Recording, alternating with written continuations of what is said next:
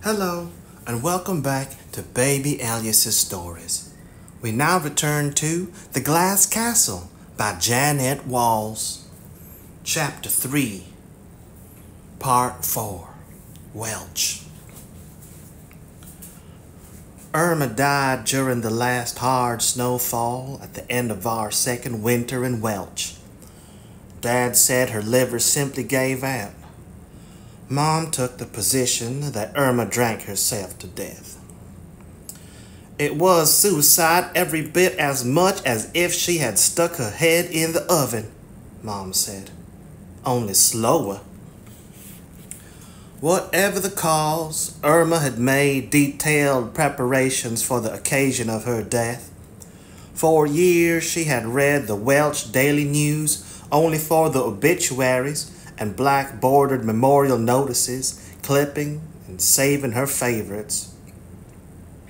They provided inspiration for her own death announcement, which she worked and reworked. She had also written pages of instructions on how she wanted her funeral conducted.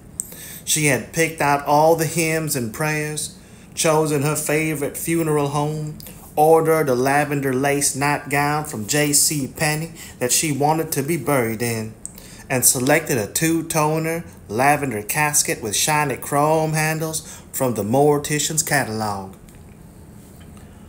Irma's death brought out Mom's pious side.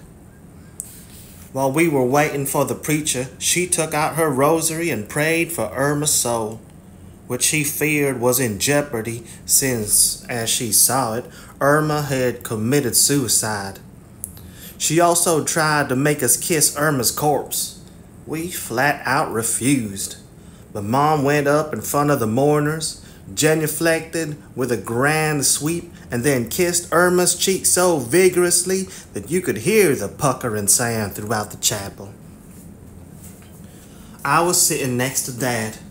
It was the first time in my life I'd ever seen him wearing a necktie, which he always called a noose. His face was tight and closed, but I could tell he was distraught.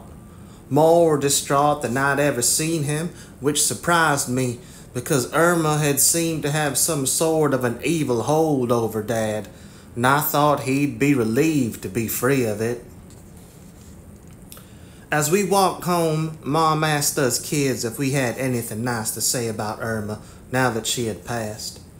We took a couple of steps in silence. Then Laurie said, "Ding dong, the witch is dead." Brian and I started snickering. Dad wheeled around and gave Laurie such a cold, angry look that I thought he might wallop her. "She was my mother, for God's sake," he said. He glared at us. "You kids, you make me ashamed. Do you hear me? Ashamed." He turned down the street to Junior's bar. We all watched him go. "You're ashamed of us?" Laurie called after him. Dad just kept walking. 4 days later, when Dad still hadn't come home, Mom sent me to go find him. "Why do I always have to get Dad?" I asked. "Because he likes you the best," she said, "and he'll come home if you tell him to." The first step in tracking down Dad was going next door to the Freemans, who let us use their phone if we paid a dime, and calling Grandpa to ask if Dad was there. Grandpa said he had no idea where Dad was. "When y'all gonna get your own telephone?" Mr. Freeman asked after I hung up. "Mom disapproves of telephones," I said, and I placed the dime on his coffee table. "She thinks they're an impersonal means of communication." My first stop, as always, was Junior's. It was the fanciest bar in Welch, with a picture window, a grill that served hamburgers and French fries, and a pinball machine. "Hey," one of the regulars called out when I walked in. "It's Rex's little girl. How you doing, sweetheart?" "I'm fine, thank you. Is my dad here?" "Rex?" He turned to the man next to him. "Where's that old polecat Rex?" "I seen him this morning at the Howdy House." "Honey, you look like you could use a rest," the bartender said. "Sit down and have a Coca-Cola on the house." "No, thank you. I've got cats to fly and fish to fry." I went to the Howdy House, which was a notch below Junior's. It was smaller and darker, and the only food it served was pickled eggs. The bartender told me Dad had gone to the pub, which was a notch below the Howdy House, almost pitch black, with a sticky bar top and no food at all. There he was, in the midst of a few other regulars, telling one of his Air Force stories. When Dad saw me, he stopped talking and looked at me the way he did every time I had to track him down in a bar. It was always an awkward moment for us both. I didn't want to be fetching him any more than he wanted his ragamuffin daughter summoning him home like a wayward schoolboy. He looked at me in this cold, strange way for just a moment, then broke into a hearty grin. "Hey, mountain goat," he shouted. "What the hell are you doing in this dive?" "Mom says you have to come home," I said. "She does she?" He ordered a Coca-Cola for me and another shot of whiskey for himself.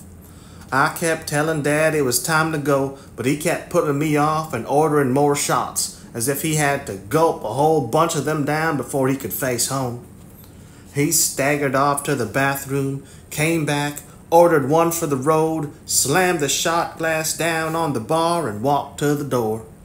He lost his footing trying to open it and sprawled on the floor. I tried to help him up, but he kept falling over. "Honey, you ain't getting him nowhere like that," a man behind me said. "Here, let me give you a lift home." "I'd appreciate that, sir," I said, "if it's not out of your way." Some of the other regulars helped the man and me load Dad into the bay of the man's pickup. We propped Dad up against a tool chest. It was late afternoon in early spring.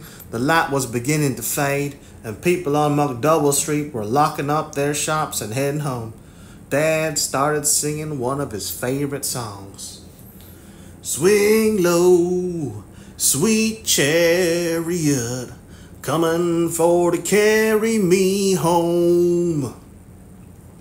Dad had a fine baritone with strength and timbre and range, and despite being tanked, he sang that hymn like the roof raiser it is. "I looked over Jordan, and what did I see? Coming for to carry me home. A band of angels coming after me, coming for to carry me home." I climbed in next to the driver, on the way home with Dad still singing away in the back, extending the word low so long he sounded like a mooing cow. The man asked me about school. I told him I was studying hard because I wanted to become either a veterinarian or a geologist, specializing in the Miocene period, when the mountains out west were formed. I was telling him how geodes were created from bubbles and lava when he interrupted me. "For the daughter of the town drunk, you sure got big plans," he said. "Stop the truck," I said. "We can make it on our own from here." "Oh, now, I didn't mean nothing by that," he said. "And you know you ain't getting him home on your own." Still, he stopped. I opened the pickup's tailgate and tried to drag Dad out, but the man was right. I couldn't do it. So I climbed back in next to the driver, folded my arms across my chest, and stared straight ahead. When we reached 93 Little Hobart Street, he helped me pull Dad out. "I know you took offense at what I said," the man told me. "Thing is, I meant it as a compliment." Maybe I should have thanked him, but I just waited until he drove off. And then I called Brian to help me get Dad up the hill and into the house. A couple of months after Irma died, Uncle Stanley fell asleep in the basement while reading comic books and smoking a cigarette. The big clapboard house burned to the ground. But Grandpa and Stanley got out alive and they moved into the windowless two-room apartment in the basement of an old house around the hill. The drug dealers who'd lived there before had spray-painted curse words and psychedelic patterns on the walls and the ceiling pipes. The landlord didn't paint over them, and neither did Grandpa and Stanley. Grandpa and Uncle Stanley did have a working bathroom, so every weekend some of us went over to take a bath. One time I was sitting next to Uncle Stanley on the couch in his room, watching hee-haw and waiting for my turn in the tub. Grandpa was off at the Moose Lodge, where he spent the better part of every day. Lori was taking her bath, and Mom was at the table in Grandpa's room, working on a crossword puzzle. I felt Stanley's hand creeping onto my thigh. I looked at him, but he was staring at the hee-haw honey so intently that I couldn't be sure he was doing it on purpose. So I knocked his hand away without saying anything. A few minutes later, the hand came creeping back. I looked down and saw that Uncle Stanley's pants were unzipped and he was playing with himself. I felt like hitting him, but I was afraid I'd get in trouble the way Lori had after punching Irma, so I hurried out to Mom. "Mom, Uncle Stanley is behaving inappropriately," I said. "Oh, you're probably imagining it," she said. "He groped me and he's wanking off." Mom cocked her head and looked concerned. "Poor Stanley," she said. "He's so lonely. But it was gross."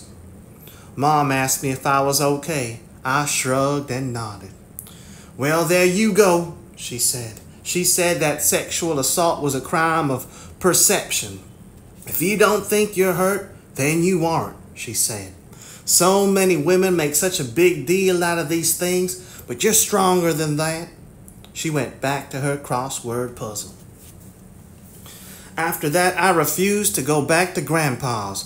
Being strong was fine, but the last thing I needed was Uncle Stanley thinking I was coming back for more of his fooling around. I did whatever it took to wash myself at Little Hobart Street. In the kitchen, we had an aluminum tub you could fit into if you pulled your legs up against your chest. By then, the weather was warm enough to fill the tub with water from the tap under the house and bathe in the kitchen. After the bath, I crouched by the side of the tub and dipped my head in the water and washed my hair.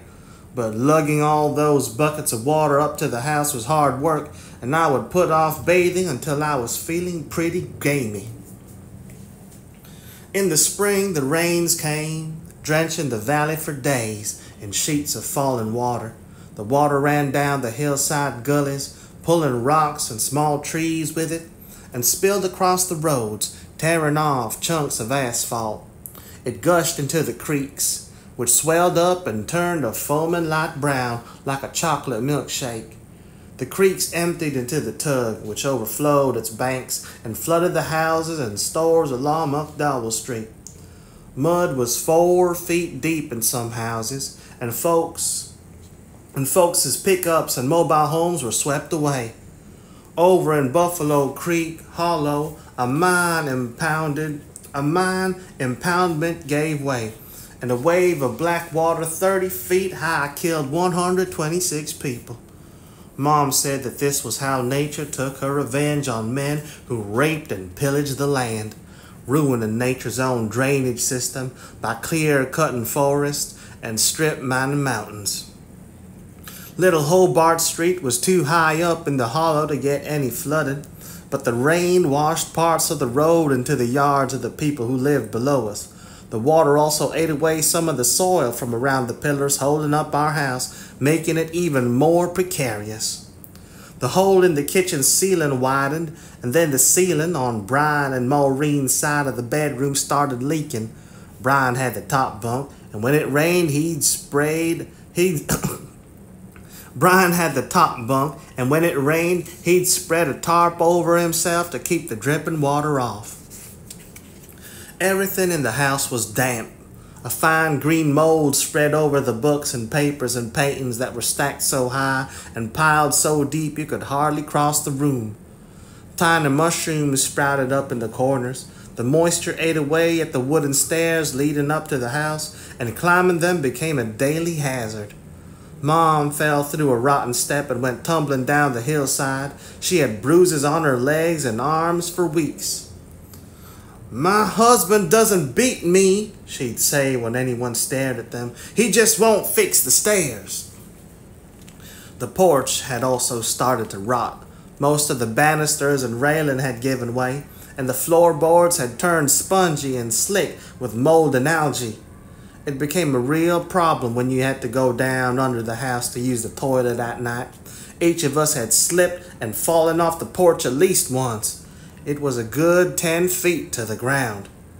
"We have to do something about the porch situation," I told Mom. "It's getting downright dangerous to go to the bathroom at night." Besides, the toilet under the house was now totally unusable. It had overflowed, and you were better off digging yourself a hole in the hillside somewhere.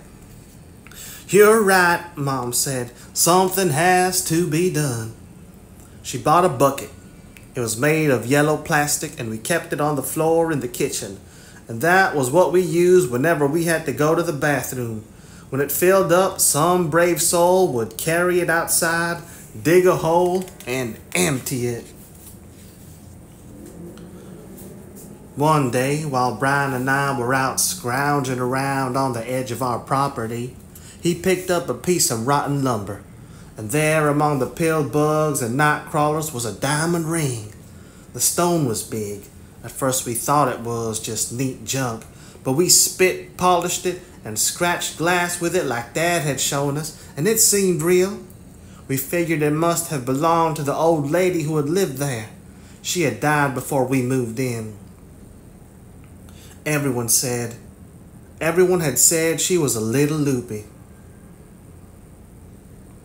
"What do you think it's worth?" I asked Brian. "Probably more than the house," he said. We figured we could sell it and buy food, pay off the house. Mom and Dad kept missing the monthly payments, and there was talk that we were going to be evicted and maybe still have enough left over for something special, like a new pair of sneakers for each of us. We brought the ring home and showed it to Mom. She held it up to the light, then said we needed to have it appraised. The next day she took the Trailways bus to Bluefield. When she returned, she told us it was in fact a genuine 2-carat diamond. "So what's it worth?" I asked. "That doesn't matter," Mom said. "How come?" "Because we're not selling it." She was keeping it, she explained, to replace the wedding ring her mother had given her, the one Dad had pawned shortly after they got married. "But Mom," I said, "that ring could get us a lot of food." "That's true," Mom said, "but it could also improve my self-esteem, and at times like these, self-esteem is even more vital than food." Mom's self-esteem did need some shoring up. Sometimes things just got to her. She retreated to her sofa bed and stayed there for days on end, crying and occasionally throwing things at us. She could have been a famous artist by now, she yelled, if she hadn't had children, and none of us appreciated her sacrifice. The next day, if the mood had passed, she'd be painting and humming away as if nothing had happened. One Saturday morning, not long after Mom started wearing her new diamond ring, her mood was on an upswing, and she decided we all clean the house. And she decided we'd all clean the house. I thought this was a great idea. I told Mom we should empty out each room, clean it thoroughly, and put back only the things that were essential. That was the one way, it seemed to me, to get rid of the clutter. But Mom said my idea was too time-consuming, so all we ended up doing was straightening piles of paper into stacks and stuffing dirty clothes into the chest of drawers. Mom insisted that we chant Hail Marys while we worked. "It's a way of cleansing our souls while we're cleaning the house." "It's a way of cleansing our souls while we're cleaning house," she said. "We're killing 2 birds with 1 stone. The reason she had become a tad moody, she said later that day, was that she hadn't been getting enough exercise. "I'm going to start doing calisthenics," she announced. "Once you get your circulation going, it changes your entire outlook on life." She leaned over and touched her toes. When she came up, she said she was feeling better already and went down for another toe touch. I watched from the writing desk with my arms folded across my chest. I knew the problem was not that we all had poor circulation. We didn't need to start doing toe touches. We needed to take drastic measures. I was 12 by now, and I had been weighing our options, doing some research at public library, and picking up scraps of information about how other families on Little Hobart Street survived. I had come up with a plan, and had been waiting for the opportunity to broach it to Mom. The moment seemed right. "Mom, we can't go on living like this," I said. "It's not so bad," she said. Between each toe touch, she was reaching up into the air. "We haven't had anything to eat but popcorn for 3 days," I said. "You're always so negative," she said. "You remind me of my mother. Criticize, criticize, criticize." "I'm not being negative," I said. "I'm trying to be realistic." "I'm doing the best I can under the circumstances," she said. "How come you never blame your father for anything? He's no saint, you know." "I know," I said. I ran a finger along the edge of the desk. Dad was always parking his cigarettes there, and it was ribbed with a row of black cigarette burns, like a decorative border. "Mom, you have to leave Dad," I said. She stopped doing her toe touches. "I can't believe you would say that," she said. "I can't believe that you, of all people, would turn on your father." "I was Dad's last defender," she continued. "The only one who pretended to believe all his excuses and tales, and to have faith in his plans for the future. He loves you so much," Mom said. "How can you do this to him?" "I don't blame Dad," I said, and I didn't. But Dad seemed hell-bent on destroying himself, and I was afraid he was going to pull us all down with him. "We've got to get away." "But I can't leave your father," she said. I told Mom that if she left Dad, she'd be eligible for government aid, which she couldn't get now because she had an able-bodied husband. Some people at school, not to mention half the people on Little Hobart Street, were on welfare, and it wasn't so bad. I knew Mom was opposed to welfare, but those kids got food stamps and clothing allowances. The state bought them coal and paid for their school lunches. Mom wouldn't hear of it. "Welfare," she said, "would cause irreparable psychological damage to us kids. You can be hungry every now and then, but once you eat, you're okay," she said. "And you can get cold for a while, but you always warm up. Once you go on welfare, it changes you. Even if you get off welfare, you never escape the stigma that you were a charity case. You're scarred for life." "Fine," I said. "If we're not charity cases, then get a job." There was a teacher shortage in McDowell County, just like there had been in Battle Mountain. She could get work in a heartbeat, and when she had a salary, we could move into a little apartment in town. "That sounds like an awful life," Mom said. "Worse than this?" I asked. Mom turned quiet. She seemed to be thinking. Then she looked up. She was smiling serenely. "I can't leave your father," she said. "It's against the Catholic faith." Then she sighed. "And anyway, you know your mom. I'm an excitement addict." Mom never told Dad that I urged her to leave him. That summer, he still thought of me as his biggest supporter, and given that there was so little competition for the job, I probably was. One afternoon in June, Dad and I were sitting out on the porch, our legs dangling over the side, looking down at the houses below. That summer, it was so hot I could barely breathe. It seemed hotter than Phoenix or Battle Mountain, where it regularly climbed above 100 degrees. So when Dad told me it was only 90 degrees, I said the thermometer must be broken. But he said no, we were used to dry desert heat, and this was humid heat.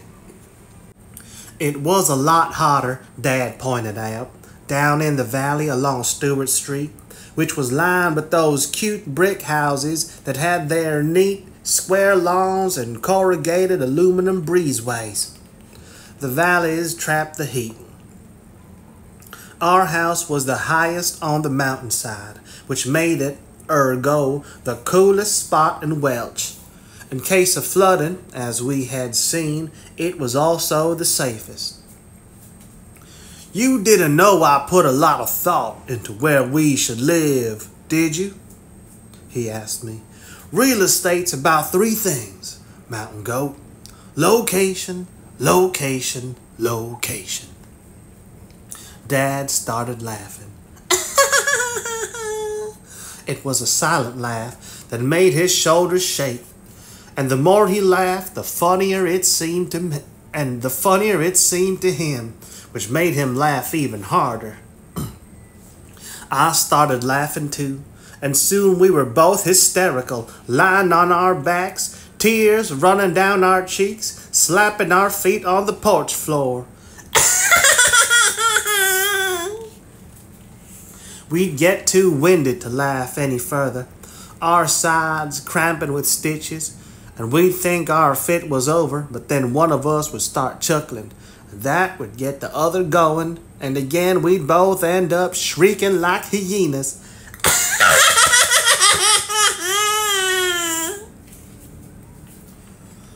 The main source of relief from the heat for the kids in Welch was the public swimming pool. Down by the railroad tracks near the SO station, Brian and I had gone swimming once, but Irene Gold and his friends were there, and they started telling everybody that we Wallses lived in garbage and would stink up the pool after something awful. And would stink up the pool water something awful. This was Ernie Gold's opportunity to take revenge for the Battle of Little Hobart Street. One of his friends came up with the phrase, health epidemic, and they were going on to the parents and lifeguards that we needed to be ejected to prevent an outbreak at the pool. Brian and I decided to leave. As we were walking away, Ernie Gold came up to the chain link fence. Go home! Go on home to the garbage dump! He shouted. His voice was shrill with triumph. Go on now, and don't come back! A week later, with the heat still holding, I ran into Denisha Hewitt downtown. She had just come from the pool and had her wet hair pulled back under a scarf. Brother, that water felt good, she said, drawing out the word good so it sounded like it had about 15 O's in it. Do you ever go swimming? They don't like us to go there, I said. Denisha nodded, even though I hadn't explained. Then she said, why don't you come swimming with us in the morning? By us, I knew she meant the other black people. The pool was not segregated. Anyone could swim at any time, technically at least. But the fact was that all the black people swam in the morning when the pool was free. And all the white people swam in the afternoon when admission was 50 cents. No one had planned this arrangement and no rules enforced it. That was just the way it was. I surely wanted to get back in that water, but I couldn't help but feel that if I took Denisha up on her offer, I'd be violating some sort of taboo. Wouldn't anybody get mad? I asked. 'Cause you're white? She asked. Your own kind might, but we won't, and your own kind won't be there. The next morning, I met Denisha in front of the pool entrance. My thrift shop one-piece rolled inside my frayed gray towel. The white girl clerking the entrance booth gave me a surprised look when we passed through the gate, but she said nothing. The women's locker was dark and smelled of pine sol, with cinder block walls and a wet cement floor. A soul tune was blasting out of an 8-track player. A soul tune was blasting out of an 8-track tape player, and all the black women paced between the peeling wooden benches was singing and dancing, and all the black women packed between the peeling wooden benches was singing and dancing to the music. In the locker rooms I'd been in, the white women always seemed embarrassed by their nakedness and wrapped towels around their waists before slipping off their underpants. But here, most of the women were just buck naked. Some of them were skinny with angular hips and jutting collarbones. Others had big pillowy behinds and huge swinging breasts, and they were bumping their butts together and pushing their breasts up against each other as they danced. As soon as the women saw me, they stopped dancing. One of the naked ones came over and stood in front of me, her hands on her hips, her breasts so close I was terrified her nipples were going to touch me. Denisha explained that I was with her, that I was good people. The women looked at one another and shrugged. I was going on 13 and self-conscious, so I planned to slip my bathing suit on underneath my dress, but I worried this would only make me more conspicuous. So I took a deep breath and stepped out of my clothes. The scar on my ribs was about the size of my outstretched hand, and Denisha noticed it immediately. I explained that I had gotten it when I was 3, and that I'd been in the hospital for 6 weeks getting skin grafts. That's why I never wore a bikini. Denisha ran her fingers lightly over the scar tissue. "It ain't so bad," she said. "Hey, Nisha," one of the women shouted, "your white friend's got a red bush coming in." "What did you expect?" Denisha asked. "That's right," I said. "Collar got to match the cuffs." It was a line I'd heard Denisha use.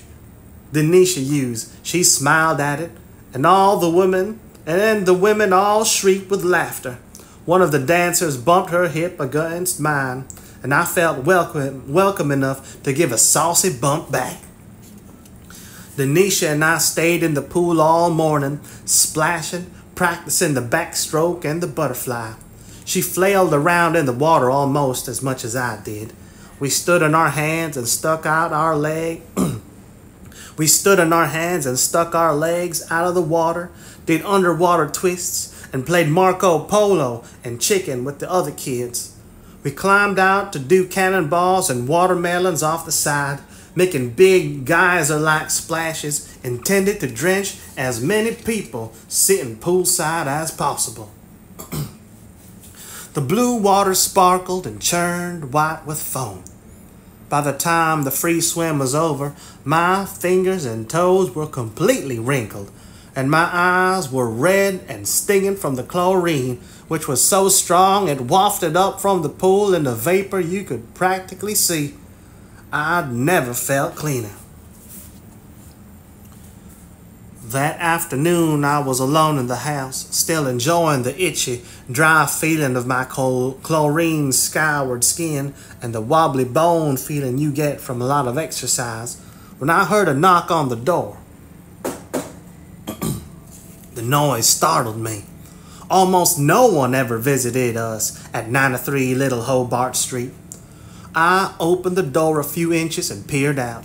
A balding man, carrying a file folder under his arm, stood on the porch.